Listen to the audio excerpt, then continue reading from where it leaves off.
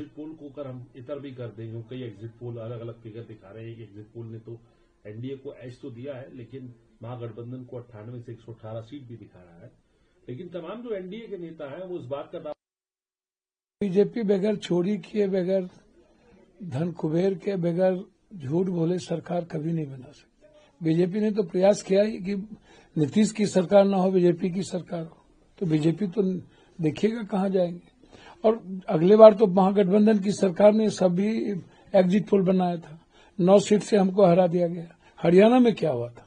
आप लोग तो इस बार 300 पार सभी चैनल से लेकर के सभी ने कर दिया था देश में। बीजेपी कहती थी 400 पार, टीवी बोल रहा था कि 300 पार। क्या हुआ भैया?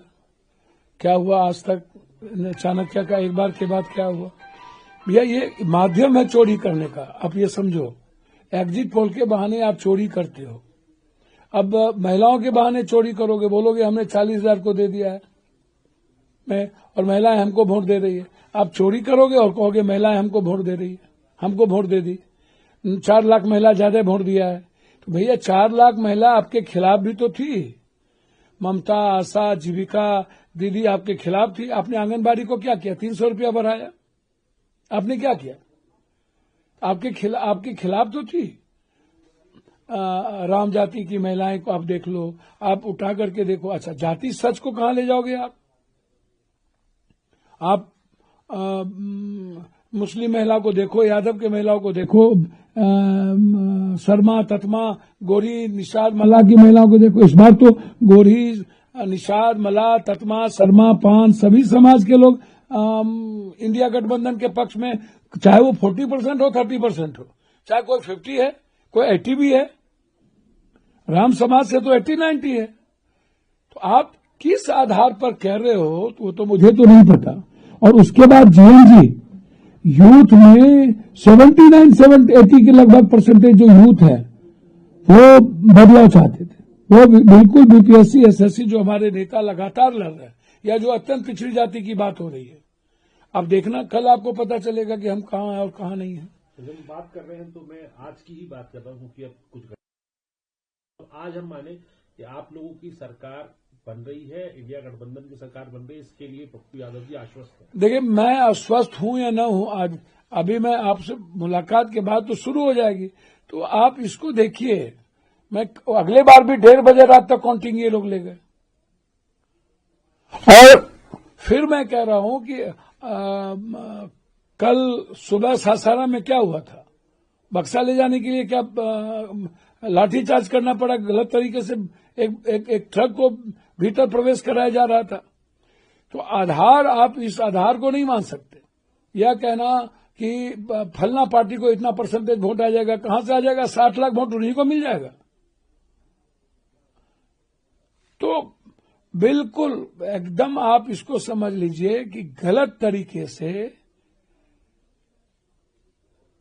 लोकतंत्र की हत्या करके, लोगों के अधिकार, मत का अधिकार का हनन करके और इंस्पेक्टर राज को कायम करके सत्ता में अगले बार भी बने रहना और फिर से चोरी करके सत्ता में आना, यह देश की डेमोक्रेसी के लिए सही नहीं है।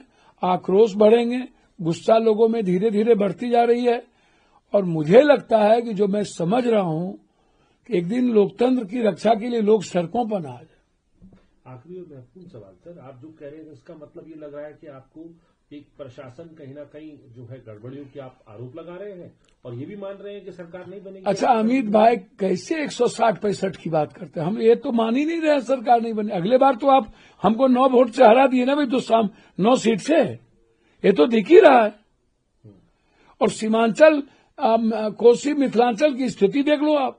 इस बार एनडीए कहां और इंडिया कहां है? वहां की जनता ने भरोसा किया इंडिया गठबंधन पर। आप किस आधार पर चुनाव जीतोगे भाई?